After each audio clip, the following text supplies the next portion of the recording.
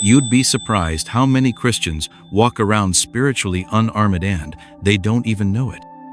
Recent research shows that while 68% of Christians say they pray daily, a staggering 32% admit they rarely or never do.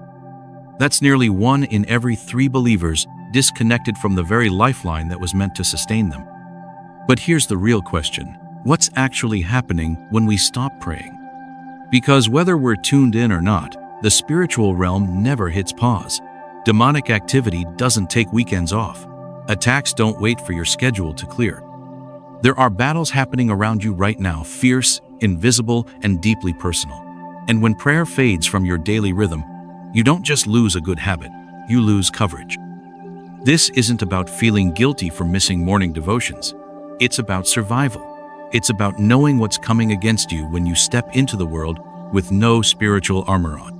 If you've ever wondered why your peace vanishes, why confusion creeps in, or why temptations hit harder when life gets busier, this may be your answer. What follows are 5 spiritual realities that unfold quietly but dangerous when prayer slips from your life. Some of them might shock you. All of them could change the way you pray forever. 1. You become vulnerable to spiritual attacks. It doesn't take long. Miss a few days of prayer, and you might feel like everything's still fine until suddenly it isn't. The hit comes from nowhere: anxiety, confusion, temptation, sudden conflict, or emotional burnout. What felt like a random rough patch was, in fact, a carefully timed strike.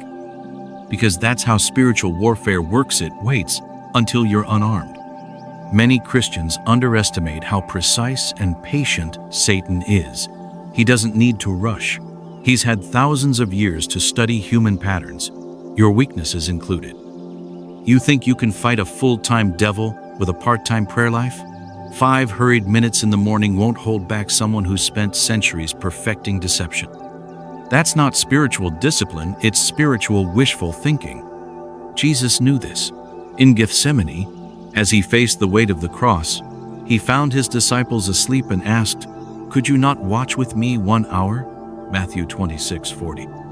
He wasn't just disappointed they were in danger, and they didn't even realize it. While Jesus was wrestling in prayer, they were exposed. Prayer isn't a religious formality, it's protection. Ephesians 6:11 commands us to put on the full armor of God. And how do we do that? Verse 18 answers, praying at all times in the Spirit. No armor sticks without prayer. No shield holds. No sword swings. Think of it like charging your phone. If you expect your device to last all day, you can't just plug it in for 5 minutes. And the greater your calling, the bigger your spiritual battery and the more time it needs in God's presence. We don't get to pick when the enemy attacks, but we can choose to be ready when he does. Prayer doesn't just prevent breakdowns, it builds reserves. So when the pressure hits, you won't collapse, you'll stand. 2. You begin to forget how God speaks. It's subtle at first. You stop praying consistently, and your life doesn't fall apart yet. But slowly, quietly, something begins to dim. Your ability to recognize the voice of God. God speaks to those who walk closely with him, not because he stops speaking, but because we stop tuning in. You've probably heard someone say, "God told me," and wondered, was that really God? In today's noise, with so many voices online, internal emotional discernment isn't optional, it's survival. The danger is real. 2 Corinthians 11:14 warns us that Satan disguises himself as an angel of light. That means he can sound spiritual. He can quote scripture. He can dress his voice in what feels holy, especially when your spiritual ears haven't been exercised through regular prayer. And this isn't theoretical. People have walked into disastrous relationships, financial ruin, or spiritual confusion because they acted on a voice they mistook for God's. They married someone they felt peace about, but never brought it before the Lord. They made huge life decisions on a whisper that wasn't confirmed by scripture or godly counsel, only later to find themselves broken and disillusioned. Jesus said in John 10:27, "My sheep hear my voice, and I know them, and they follow me." But sheep know the shepherd's voice because they've heard it often. Familiarity doesn't come by accident, it comes by repetition. Hebrews 5:14 says that spiritual maturity comes through constant practice to distinguish good from evil. You can't build that kind of discernment if you only talk to God during emergencies. A random prayer here and there won't sharpen your senses. It's the daily dialogue that trains your spirit. When prayer becomes rare, deception becomes easier. But when you keep that line open every day, the false voices grow quieter and the real voice becomes unmistakable. 3. You fail when you most need backup. Most people don't pray until something starts to collapse, then suddenly they're desperate for a miracle. But by that point, the storm has already rolled in and the foundation is too thin to stand. That's the risk of treating prayer like a fire extinguisher instead of a lifestyle. Emergency prayers might feel powerful in the moment, but they don't carry the weight of a prepared life. The spiritual realm doesn't respond well to panic. It respects discipline. Just like soldiers don't train during a war, your strength in crisis depends on the habits you've built before the crisis. Jesus warned us clearly in Luke 21:36, "Be always on the watch, and pray that you may be able to escape all that is about to happen." That kind of watchfulness doesn't grow overnight. It's cultivated through daily spiritual discipline. Job wasn't given a warning. One day, everything was normal, family intact. Business booming, and the next, everything was stripped away. Job 1. His story isn't unique. Life can pivot in a single phone call, a diagnosis, a betrayal. The enemy doesn't knock, he breaks in. Prayer doesn't guarantee life will be smooth, but it prepares you for when it isn't. It builds spiritual reflexes. It stores up strength you didn't know you'd need. Without that inner reserve, the pressure will crush you. That's why some Christians collapse under relatively small stressors they're already running on empty. We see this all the time. People who appear strong in public, but when trials hit, they unravel. Not because they're weak, but because they were spiritually unprepared. The truth is, spiritual warfare doesn't make appointments. If you wait until the arrows start flying to get armored up, you're already too late. A prayer life built on consistency, not crisis, is what keeps you standing when everything else shakes. 4. You easily fall into sin. Nobody wakes up one day and just decides to fall. It happens slowly, one compromised thought, one numbed conviction, one silent day without prayer. And before you know it, you're somewhere you swore you'd never be. The truth is, your soul won't stay empty for long.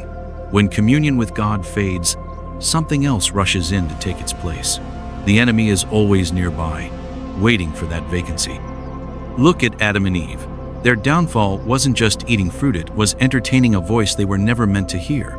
The serpent didn't strike while they were walking with God. He waited until they were alone, disconnected. Then he whispered.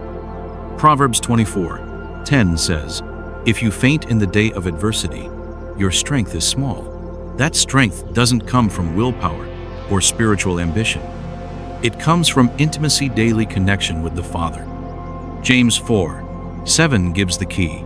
Resist the devil, and he will flee from you. But resistance isn't a reflex. It's a result. A result of walking so closely with God that temptation doesn't fit your atmosphere anymore. We've seen believers slide into addiction, secret sin, and moral failure, not because they didn't love God, but because they stopped talking to Him. They stopped confessing, stopped listening.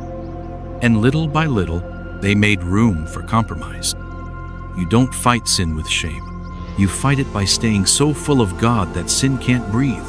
Prayer keeps your heart lit. Without it, the flame goes out. And when it does, the dark doesn't waste time coming in. 5. Your relationship with God begins to die. Most relationships don't break overnight, they fade. That's how it often happens with God. Not through rebellion, but through neglect. Not because we stop believing in Him, but because we stop talking to Him. The silence grows, the fire dims, and before long, the one who once felt so close starts feeling like a memory. Prayerlessness doesn't just create space between you and God, it starves the relationship. No connection can thrive without communication, not even with the Creator.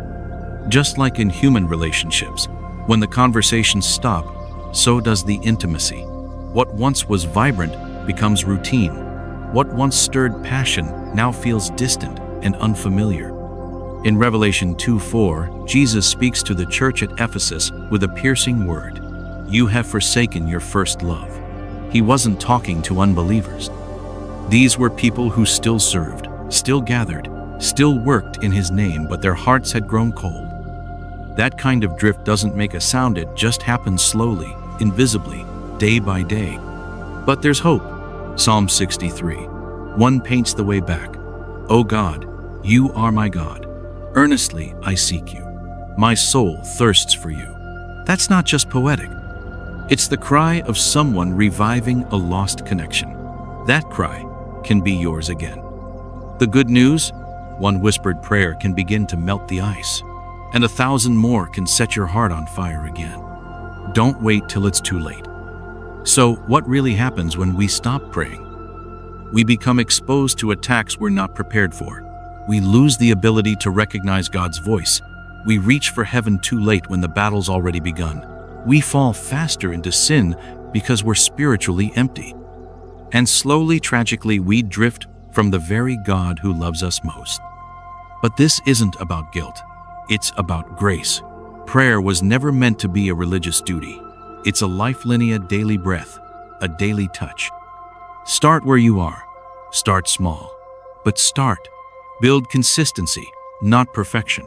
And as you do, you'll sense God's presence returning like warmth after winter. Jeremiah 33:3 says, "Call to me and I will answer you." He's listening. He's waiting. All He wants is to hear from you again.